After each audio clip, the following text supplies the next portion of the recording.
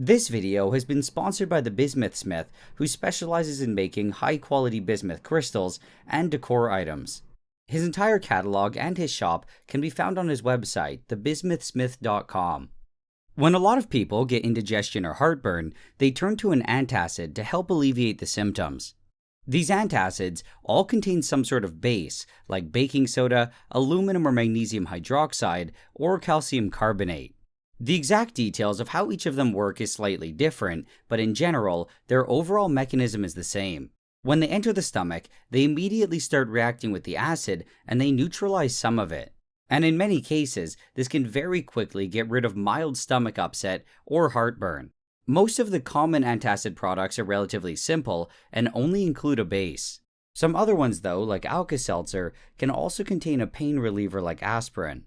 But out of all of them, I think Pepto Bismol's the most unique. Just like Alka-Seltzer, it's a mixture of a pain reliever and a base, but it doesn't just use run-of-the-mill aspirin. Instead, it uses something called bismuth subsalicylate. It's chemically similar to aspirin, and in the body, they're both broken down to salicylic acid, which is the active pain reliever and anti-inflammatory. However, on top of this, it also has some of its own unique effects. The exact way that it works apparently still isn't clear, but it seems to also act on the gastrointestinal tract, and because of this, it can help treat diarrhea. All of its effects aside though, what I think is the most interesting about it is just the fact that it contains bismuth.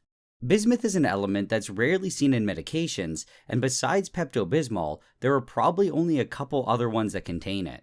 Commercially, bismuth is mostly used to make other things like non-toxic pigments for cosmetics and paints. But for most of these applications, the amount of bismuth that's used is quite low, and it's often mixed with a whole bunch of other stuff. However, Pepto Bismol is again unique, and it contains a relatively high concentration of it. It also isn't mixed with too much other junk, which makes it possible to separate. Then once it's separated, it can be converted back to its metallic form. And if enough is recovered, it should be possible to use it to grow metal bismuth crystals. I actually already tried doing this a couple years ago, but I did it on a relatively small scale. And on top of this, I think I made a slight mistake, so I only ended up getting around 5 grams of bismuth, which really wasn't enough to do much of anything with. However, I've always really liked the idea of growing metal crystals from Pepto Bismol, so I've decided to revisit the project. Keep in mind though that this whole project is mostly just for fun, and it's by no means cost efficient. It's way cheaper and easier to just directly buy bismuth metal, but I'll talk about that later in the video. Pepto Bismol is most commonly found as a pink liquid, but this isn't the best form to extract from. This is mostly because the concentration of bismuth in it is low compared to its cost. However, there are also some practical reasons that make extracting from the liquid a lot slower and potentially more difficult. The much better option is to just go with one of the off-brand tablet forms. In my other video, I did it with pills, but when I went to my local pharmacy this time, I noticed that the chewables were a lot cheaper. They both contained the same amount of bismuth, but I was able to get twice the amount of chewables for only 50% more. I then quickly looked at the ingredients, and they didn't seem to contain anything that could cause too much of an issue, so I picked up 10 boxes. Now the first thing that I had to do was combine together all these tablets, but unfortunately this brand Life chose to make things difficult. For some reason, every single one of them was individually packaged, and I had to manually break them all out. It took about 30 minutes to do this, and when I was done, I was left with a pile of 480 pills. These were then all picked up and put into a beaker, and I temporarily placed them on the side. The next step was to make a dilute solution of hydrochloric acid, and to do this, I added 3 liters of water to a large container, followed by a liter of the concentrated acid. I did this slowly and as carefully as possible to minimize splashing, but of course, some still did happen. This is why when working with acids, it's really important to wear proper safety gear, especially things like goggles. But anyway, after it was added, I stirred it around until it looked like it was all mixed together evenly. Then into this, I dumped in some of the tablets, and immediately, both the calcium carbonate and the bismuth subsalicylate started reacting with the acid. For the calcium carbonate, it's an acid-base reaction, and it's neutralizing some of the hydrochloric acid. And in doing so, it's generating calcium chloride as well as carbon dioxide gas, which is coming off as all these bubbles. Now, on the other hand, the bismuth subsalicylate is getting hydrolyzed to form bismuth chloride and salicylic acid. The bismuth chloride was soluble in water, so it just dissolved, but the salicylic acid wasn't, and it separated out as this white solid and floated to the top. At first, this wasn't really an issue, but as more salicylic acid was generated, it started to become a bit of a problem. It was getting carried to the top because it was being pulled up by the carbon dioxide, but once it got there, it wasn't letting the gas easily escape. This caused some foaming to start happening, but that was kind of a problem because there wasn't very much room to accommodate any of that.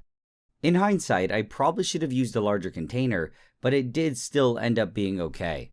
I just had to be careful to not add too many tablets at once, and I also had to stir it frequently to knock down the bubbling and foaming.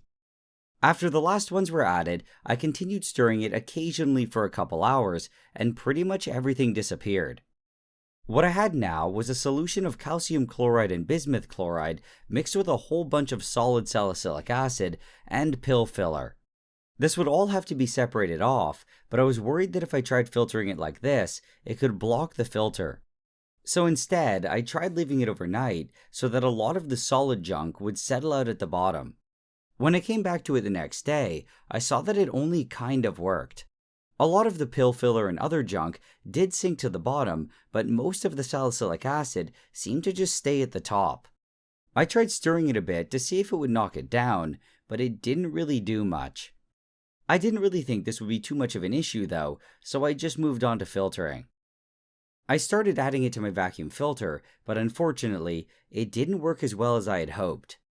Some of the filler was unfortunately still able to make it through. When this happens, you can normally just wait for the filtrate to clear up and then add everything back into the filter and pull it through again. So I tried that, and initially, it did seem to be working okay. However, as time went on, things kept getting slower and slower. Even though most of the filler had sank to the bottom, there was still apparently enough floating around to block the filter. I was initially kind of confused by this because I did look at the label and I didn't notice anything that could cause this problem. But just to be sure, I decided to take another look, and well, I did miss something. I honestly have no idea how I didn't see it, because I mean, it's blatantly just there, but one of the ingredients is pre-gelatinized starch. This is possibly one of the most annoying pill additives to try to filter off, and if I'd seen that it was there, I never would have tried this. With the pills that I did in the last video, it was super easy to filter, so all the money that I saved by doing this, I'm just paying back with time. But anyway, at this point, I was kind of just stuck with my mistake, and I had to come up with a solution. I did some quick testing, and I found that basic gravity filtration using coffee filters and a strainer was still slow, but it didn't seem to jam like the vacuum filter. The stuff that passed through also wasn't perfectly clear, but it was definitely a lot better. And unlike my vacuum filter, which I only had one of, I had multiple strainers and bowls, so I was able to make a few setups like this. This ended up speeding up things a lot, but still, the process was quite slow, and it took about half a day to filter everything. When it was all done though, it still had some filler in it, so I filtered it again. This time it was done through cotton with a bit of sea light, which is basically just extremely fine silica. I made several little setups like this, and each time it was done, I dumped it into a large plastic container. This whole process took again another half a day, and this was what I had when I was done. It unfortunately still wasn't perfectly clear because a couple of my setups let a small amount of the filler through. Compared to the whole mess that I started with though, it was definitely way better. This was all the salicylic acid and filler that was separated out, and it kind of looked like yogurt or icing. From this mixture, it is possible to separate the salicylic acid, and I was tempted to do it. However, while I was still deciding, I accidentally knocked the dish on the floor and shattered it, so I ended up just throwing it all out. But anyway, before moving on, I just want to show you guys one other thing. As I mentioned before, this solution contains both calcium chloride and bismuth chloride, but it also has a whole bunch of extra acid. This extra acid was important because in the presence of water, bismuth chloride has a tendency to get hydrolyzed. The hydrochloric acid helps keep it as bismuth chloride, but if the concentration of it drops too much, it'll start precipitating as bismuth oxychloride. I did this by just adding it to a bunch of water, and very quickly, the whole thing became white. The potential of bismuth compounds, like the oxychloride or the oxynitrate as white pigments, has been recognized for a long time. It goes all the way back as far as ancient Egypt, and what I find interesting is that to this day, they're still both commonly used in things like cosmetics. At this point, one thing that I started to wonder was where the pink color went. You'd assume that if you started with 480 pink pills, you'd end up with a pink solution. However, what I had was yellow, so something must have happened. Either the dye was destroyed, or it changed in some way. Because it was all being added to acid, I thought that maybe the dye was just sensitive to pH. So to test this, I took another sample, and I added strong base to it. Then I shook it around, and the pinkish purple color did come back, so it was just pH sensitive. But anyway, moving on, the next step was to separate out the bismuth and convert it back to its metallic form. And thankfully, this was really easy to do. In just one step, all I had to do was add aluminum foil. The moment it was added, it started reacting with the bismuth ions and reducing them back to the bismuth metal. The bismuth formed on the surface of the foil, but it wasn't shiny like you might expect, and instead, it was completely black. And the reason for this was that the bismuth was forming as clusters of very small particles. When light hits a particle, it gets scattered in all different directions, but then it very quickly hits another particle and gets scattered again. Most of the light ends up just getting trapped bouncing around like this, but with every reflection, some of its energy is absorbed. And because of this, very little gets reflected back, and it appears black. One other thing that's going on here is the direct reaction between the aluminum and the acid. This not only generates heat and hydrogen gas, which is both flammable and dangerous, it also causes some other problems. The reaction with the bismuth eats away at the foil, but so does the acid, so it's really hard to know exactly how much foil to add. It also makes it hard to tell when the reaction's done, because even when there's no bismuth left, the acid will keep eating the foil. But in the beginning, this isn't really much of an issue, and I just kept adding more foil. As a quick point of safety though, and as I mentioned earlier, this generates a lot of hydrogen gas, so it had to be done in an extremely well-ventilated area. As I kept adding more and more foil, it took longer and longer for it to completely disappear. This was because both the bismuth ions and the acid were slowly being consumed. It eventually slowed down quite a bit, and I had this completely black mixture. At this point though, it's really hard to tell if any more bismuth is being precipitated or if it's just the acid eating away at the foil. One method to check this is to just take a small sample and to add it to aluminum foil. Some bismuth is included with this, but what's important is to look really closely to see if new bismuth is forming. And if that's the case, it's clearly not done yet, and more aluminum foil should be added. At some point though, when the bismuth concentration got low enough, I found that this method stopped working.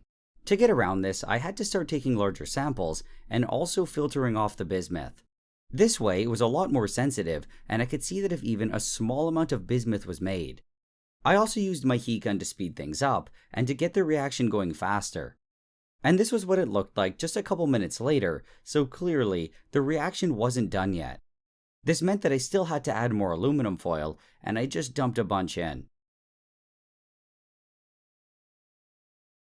Like all the other times, this just slowly fizzled away, and eventually, I was again left with a black mixture.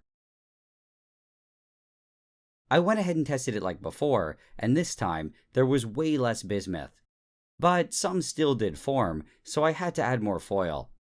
I ended up doing 2 more additions, and this was the final test. There was still a small amount of bismuth that was made, but it was way too little to really care about. Also, adding more aluminum foil at this point can be a bit of a problem if there's not enough bismuth or acid to get rid of it. This could lead to small bits of it still being left over and contaminating the bismuth. As one final test, which I didn't really need to do, I just dipped in some more foil. I then let it sit out for about 10 minutes, and absolutely no extra bismuth formed. At this point, it was pretty much done, but I could still see some small bits of aluminum. I wanted to make sure that they all completely disappeared though, so I let this sit overnight. By the next morning it looked pretty good, so I moved on to filtering. The first stuff that I added was mostly just water, and it passed through really quickly. I eventually got to the bottom though, which was where pretty much all of the bismuth was. When I started adding this stuff, the rate of the filtration did slow down, but it was nothing like before and it still went pretty quickly. I just kept transferring it cup by cup until it was eventually all added. Then I washed it a few times with distilled water. This was done to get rid of any water-soluble impurities that might still remain, things like calcium chloride or aluminum chloride. Between each washing, I let as much water as possible drain out, but there was still always some that stayed in the bismuth. In the end, after the 3 washings, it's probably clean enough, but I wanted to do a bit more. Also, I didn't want to have to wait another day for everything to dry up, so I decided to do a vacuum filtration. So I transferred all of the bismuth to a beaker, and I added some more water. I stirred it around to really wash the bismuth, and then I added it to my vacuum filter. When I turned on my pump, pretty much all of the water was very quickly pulled through. This meant that in the end, my bismuth would not only be drier, but my washing steps would also be more effective. For each washing, I made sure to thoroughly mix around the bismuth, and I did this 3 times, just using distilled water. When I was done, I left the vacuum on for something like 20 minutes, just to dry it up as much as possible. I then transferred it all to a filter paper, and I tried squeezing it to pack it as tightly as possible. Doing this also got rid of most of the water, and in the end, I was left with this ball of bismuth. Now to get it back to its shiny metallic form, I had to melt it down. To do this though, it would have to be heated, and it would cause a lot of the powder to start reacting with oxygen in the air. To demonstrate this, I broke off a small piece, added it to a vial, and heated it with a torch. The first thing that happened was just the boiling off of all the residual water. It then slowly started to shrink, and it took on this yellow color, which was all bismuth oxide. At this point, if I poked around at it, it would have easily fallen apart, and it would have been mostly just the oxide. This obviously isn't something that I want, but I did find that if I continued heating it even more, it was possible to break the oxide down back into the metal. This was what I found in my last video, and it was a method that I used to melt down the bismuth, but it's not exactly the best process. Not only did I find that it wasn't that efficient, it also required heating things well above the melting point of bismuth. I'm pretty sure that it gets well over 1000 C, which can cause a lot of the bismuth to start vaporizing, which is both dangerous and bad for the yield. I looked online for a potential solution to this problem, but I wasn't able to find anything decent. There was one potential one though, which suggested melting it under something like candle wax, and I did try that, but I never was able to get it to work. I instead just had to come up with something on my own, and this was what I did. I got a large test tube, and I packed it to around the halfway mark with a bunch of the bismuth paste. Then, I squished it down as tight as possible. By doing this, I hoped that as it was heated, the water would come off and push the air out of the tube. I also hoped that the long walls would help keep some of the water vapor in the tube and prevent the air from coming back in. When I started heating it, I had to be careful because, of course, I first had to boil off all the water. I was kind of afraid that if I heated it up too quickly, it could cause a lot of it to start to violently boil and either crack the tube or just spray the contents out. This didn't seem to be too much of an issue though, and it was all relatively tame. I just kept carefully heating it, and eventually, some small beads of bismuth started to form. I was really happy to see this, but around this point, I did start to see one major issue. As more and more water was heated off, the bismuth kept shrinking until eventually it was separated from the sides of the tube. This meant that there was now an insulating pocket of air between the bismuth and the tube, and the heating wouldn't be nearly as efficient. Also, out of all metals, bismuth has one of the lowest thermal conductivities, which definitely doesn't help either. I tried fixing this by just jamming things down again with a glass rod, but it was pretty hard and didn't really seem like it was going to work. So this was something that I was just going to have to deal with, but it honestly wasn't that big of an issue. It just meant that I now had to heat things a lot hotter, and that this whole process would take a bit longer than expected. But anyway, I kept heating it, and it all seemed to be working pretty decently. It was slowly melting down into a nice liquid metal, and I didn't notice any real oxidation. But then this quickly changed, and a lot of yellow stuff started to appear. I think the reason this happened was because at this point, the entire tube had gotten quite hot, and it pushed all the water vapor out. I no longer had a nice protective blanket over things, and the air was able to get back in. A couple minutes later, when everything was pretty much melted, I did a quick poking around, and it didn't seem like too much ended up getting oxidized. So I was still happy with the result, and now I just waited for it to cool to room temperature. I was really hoping that once it had cooled, I could just hit the tube upside down on the table and have the chunk fall out.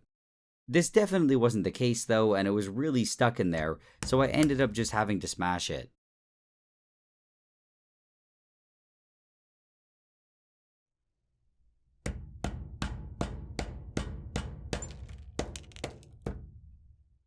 It was pretty easy to recover, and I now had this nice chunk of crude bismuth, which I temporarily placed on the side. The amount of bismuth that I just processed was less than half the amount that I had, and it was now time to do the rest.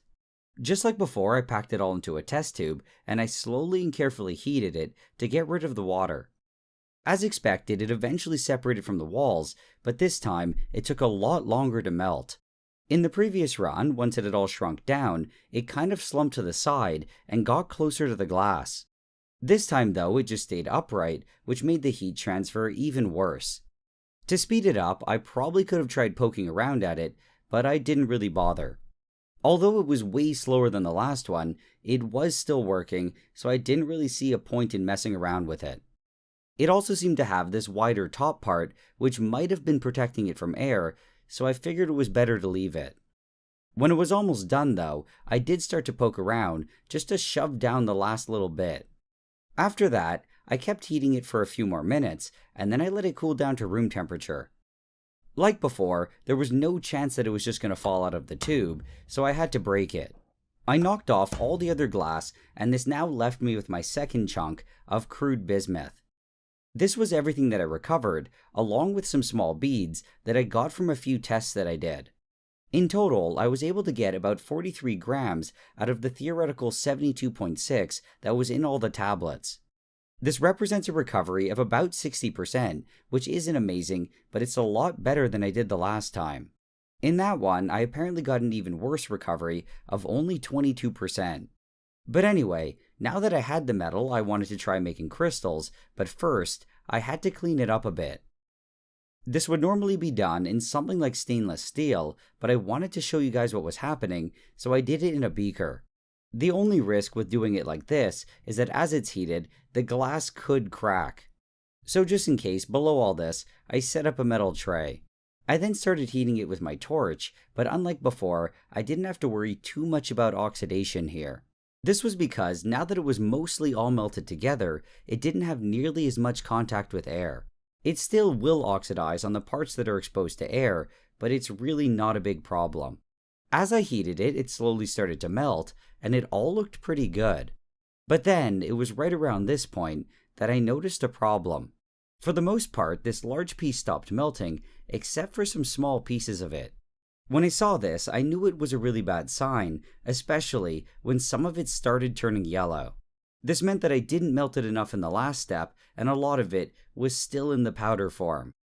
I had no choice but to poke around at it, and immediately, it crumbled into a powder. And because it was so hot, the bismuth all quickly oxidized and turned yellow.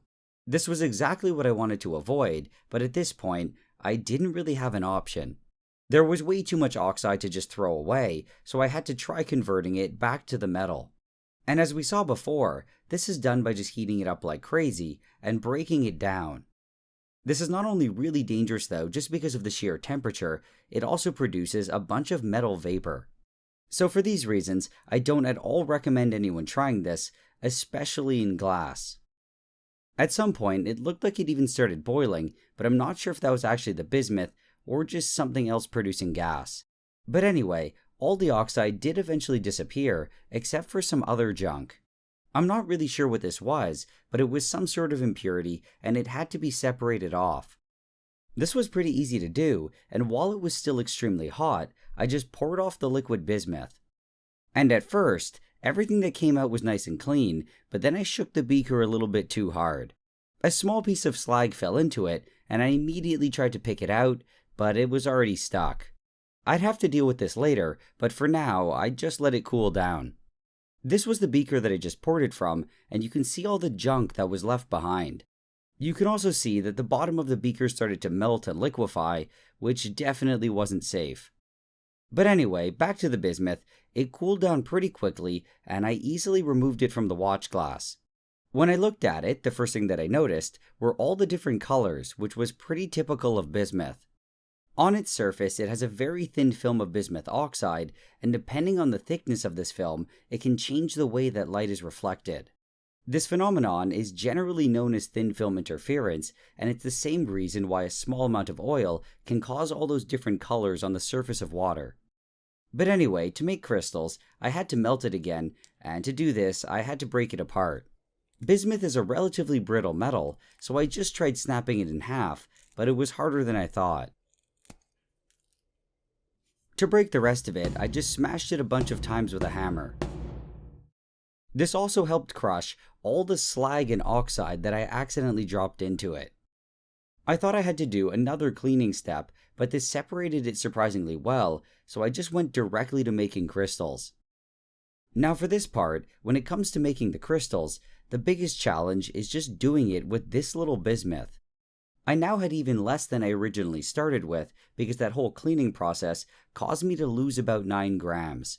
So I now only had about 34, and getting anything to grow at all, even bad crystals, was gonna be pretty difficult. For the first attempt, I put them all into a glass vial that I had cut the top off. In some videos that I saw, people would melt the bismuth, wait for it to cool, and crystals would start to grow from the top down. However, in my case, the volume was just way too low, and this technique would probably never work. As it cooled, most of this would probably start crystallizing all at the same time, so I figured my only hope would be to wait a bit and then dump off the liquid bismuth that remained. And left inside would ideally be some crystals that started growing from the sides or something. So with the heat maxed out on my hot plate, it all slowly melted. When it all completely liquefied, I skimmed the top of it, and I removed some of the slag. There was no real way to actually measure the temperature of this, so when I just arbitrarily felt it was hot enough, I turned off the hot plate. I occasionally checked on it as it cooled, and I waited for the edges to solidify. When this started happening, I watched it closely for a bit, and then when I felt it was ready, I dumped everything out. What was kind of cool was that this exposed fresh bismuth to air, and as it slowly reacted to build that film of bismuth oxide, the color gradually changed. What wasn't cool though was when I looked in my vial, and it was just a bunch of scrap. As far as I could tell, nothing had crystallized, and I was gonna have to try something else. I tried peeling off the bismuth, but it was still too hot, and I had to wait a few more minutes. It was kind of still liquidy at that point, but it was solid enough to separate. I also recovered a small amount of bismuth from the junk that didn't crystallize in the vial. Instead of using a hammer this time, I just used pliers, and I broke it into pieces again. Then like before, I melted it down, skimmed the top, and waited for it to cool. My goal here was to do the same thing again, but I wanted to wait a bit longer so that more would solidify. However, I started to notice one major issue, and I think things were just cooling way too quickly. For proper crystals to form, it has to cool relatively slowly, but there just wasn't enough metal here to do that. There was little to no chance that anything decent formed here, so at the last minute, I decided to try something else. The bottom part of the vial was losing the least heat because it was still in contact with the hot plate. And because of this, I thought that it might be possible to seed it from the top and have a crystal grow to the bottom. So I melted a small piece of bismuth and I squished it onto the end of a steel wire. Then I pushed this into the area that was still liquid.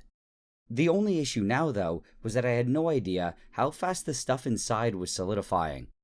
I really had no way to monitor it, and I ended up just randomly waiting about a minute. Then to open it up, I got my pliers and I smashed the bottom of the vial. There was still a bunch of liquid bismuth at the bottom, but unfortunately, I didn't grow any crystals. I was definitely going to have to try things a bit differently, and the first thing that I needed was better temperature control. From all the liquid bismuth that came out though, there was a small piece that I liked. It all ended up staying this really nice blue color, and one of them looked like a drop of water. I decided to keep this one, but everything else would just be melted down again. Now for this run, my brother had an idea to use a heating mantle and a measuring spoon with some extra fiberglass insulation. This way, once the heating was turned off, it could cool down much more slowly. After the first big piece had melted, I added all of the scrap blue ones. Then, as usual, I skimmed off some of the slag. Suddenly, though, my heating mantle stopped working, and it all started solidifying. So I had to quickly swap it for a new one, and melt it again. When it was a liquid again and I felt that it was hot enough, I turned off the heating. Like before, I waited for the edges to harden and to slowly creep towards the center, and when I thought that some decent crystals might have formed, I poured off the liquid.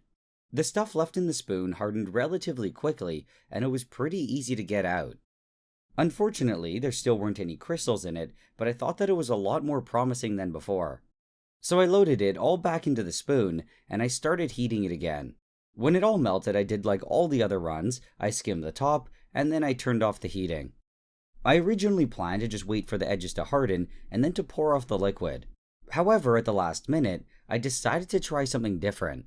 I wanted to see if it were possible to just seat it with plain steel wire.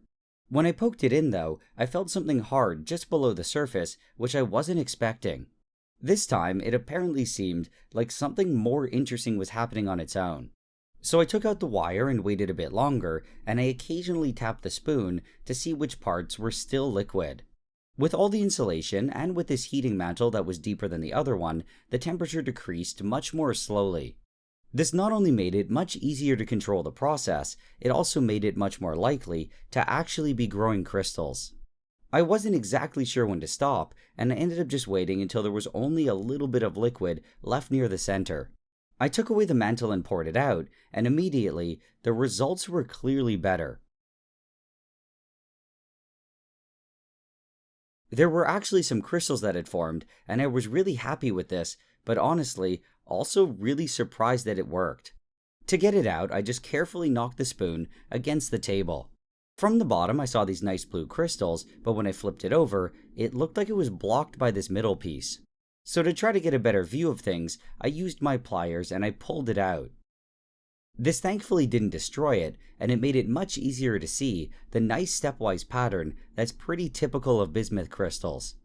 The piece that I removed didn't have as many obvious crystals, but I thought that it still really looked interesting, so I decided to keep it. So what I had now were these two really weird looking pieces, along with that water droplet that I accidentally made. There was still some stuff left over though, but since I had already successfully made crystals, I wanted to try something else. I ended up thinking that it might be interesting to try to mold it, and to remake a Pepto tablet entirely out of bismuth. The no-name ones that I used were just plain and flat, which wasn't very interesting, but the brand name one actually had some texture. It also had Pepto Bismol written on it, which would have been amazing to get onto the bismuth, but I didn't really think that would work well. But anyway, to make the mold, I just used some quick drying plaster that I had laying around. All I had to do was mix it with water, stuff it into a measuring cup, and then squish in one of the tablets. About an hour later, it was quite hard, and to get the pill out, I just scraped at it and ran it under water. Because I'll be pouring hot metal into it though, it can't really be wet, so I put it in an oven for about an hour. Then, when at least the surface seemed dry, I took it out. Now to mold it, I just melted the rest of the bismuth in a spoon, and I poured it in. Unfortunately though, there was clearly still some water left, and it caused some bubbling and splashing. And because of this, it ended up solidifying with a very uneven surface, but this was pretty easy to just fix with the torch. When it had cooled, I knocked out the piece, and it was genuinely terrible. This was all because of the water though, and I figured that now most of it should be gone, and it was probably worth trying again. So I went ahead and melted it, and I poured it back in, and this time, there wasn't any bubbling. The result now was still far from perfect, but it was definitely way better than before. As I expected, it wasn't able to get the Pepto Bismol writing, but the general shape was actually pretty good. When I first started this project, I honestly didn't really know exactly where it was going to go, but I think it turned out way better than I expected. I honestly didn't think that I was going to be able to grow any crystals at all, so I was really happy, even if they were just these little tiny ones. At the end of the day though, despite having a lot of fun working on this, it definitely wasn't the best way to get bismuth. All of the Pepto cost me around $120, and on top of that, it also took me 3 or 4 days of work. It would have completely defeated the entire purpose of what I was trying to do, but if my only interest was getting bismuth, I would have just directly bought it online. It's relatively easy to find places that sell it, and in the future, if I ever need any, that's definitely the way that I'll go. What's also possible is just to directly buy nice and already finished bismuth crystals like this, or like this one. All of these were made by the bismuthsmith, who's actually the sponsor of this video. But even though he's figured out the technique to make these really nice and large crystals, that's not the only thing that he does. He's also found out how to mold the bismuth with high detail and quality, and he makes a huge array of different shapes and animals. This is just a small sample of some of the ones that I liked. However, he has way more than this over on his website. What I think is really cool though, is that he's learned how to control the oxide layer and its thickness. And this way, he's able to make these stunning rainbow patterns. As I mentioned before, these different colors are due to something called thin film interference. And because of this, I think that his products are an interesting blend of chemistry and art. Also, in terms of abundance, bismuth is rarer than silver, which definitely adds to its uniqueness. He mainly makes rainbow patterns, but he's also able to make some with solid colors. In particular, I really like the blue color that it can have, and I also really like the bears that I made in an old video a while ago, so I asked him to make some blue ones for me. So just for this video, he's going to be making a limited amount of these, and because they're all handmade, they're all going to be slightly different and unique in their own way. Right now, all of these items are being sold on his website, thebismuthsmith.com. And for a limited time, just for this video, he's made a deal for all his decor pieces to be 25% off. Also, on top of this, all of the decor items have free shipping to both the US and Canada. His website is all for individual items, but for wholesale opportunities, it's best to contact him directly on his Facebook page. This page can be easily found by just going to Facebook and searching for the Bismuthsmith. As usual, a big thanks goes out to all my supporters on Patreon. Everyone who supports me can see my videos at least 24 hours before I post them to YouTube. Also, everyone on Patreon can directly message me, and if you support me with $5 or more, you'll get your name at the end like you see here.